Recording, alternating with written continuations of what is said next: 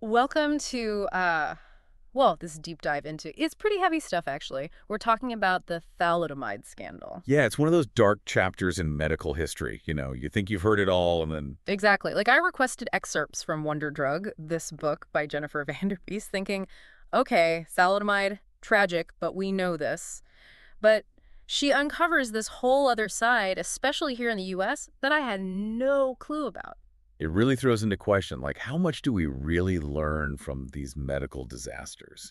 Right. So we're diving into that today, the untold American story of thalidomide.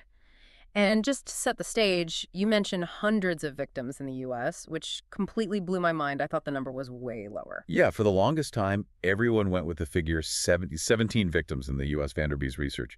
She suggests it was hundreds more. Hundreds? How do you even begin to explain that discrepancy? Well, you got to remember the FDA, they did try to pump the brakes on this thing. Frances Kelsey, she was the one who... Oh, she was a hero who blocked it, right? Yeah, exactly. She was at the FDA, saw the red flags, and stopped the widespread sale. That's why the U.S. didn't see the same level of devastation as Europe.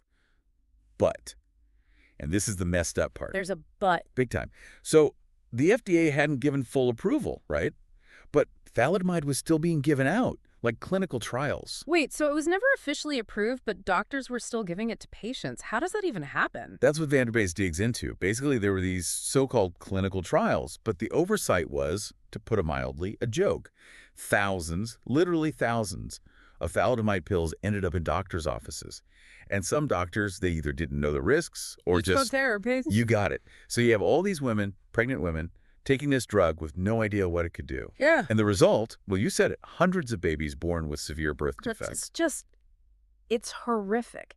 And then to think that these victims, they've been fighting for recognition, for support for decades. And this is where it gets even more infuriating. The U.S., the land of the free, home of the brave, we're the only developed country that hasn't offered compensation to these thalidomide survivors. Seriously, that's wow. Vanderbes really drives this point home. She tells these gut-wrenching stories like, there was this one woman. Please tell me about it. What happened?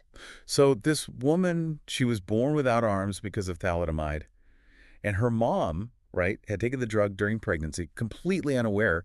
And this woman, she talks about growing up feeling like a burden, like she was being punished for something she didn't even do. It's heartbreaking. Makes you wonder, how does the system fail so completely?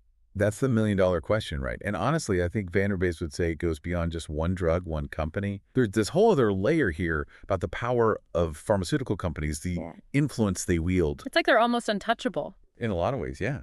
And Vanderbes digs up all these documents, memos, internal communications that show how some companies were downplaying the risks, covering things up.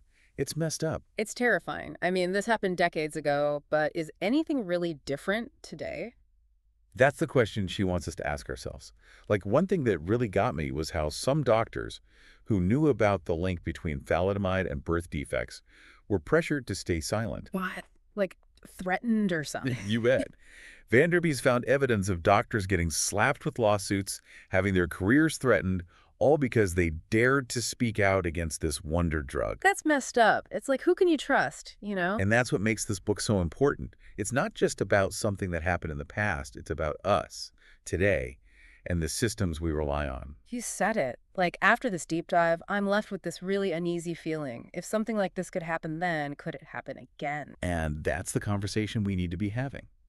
Vanderbes doesn't give easy answers, but she forces us to confront some really uncomfortable truths about the pharmaceutical industry, about our own health, and about who we trust with that. Absolutely. If anyone listening is as disturbed but also like intrigued by this whole thing as I am, do yourself a favor, pick up Wonder Drug. It's a lot to process, but it's one of those stories that will stay with you long after you finish the last page. Couldn't agree more.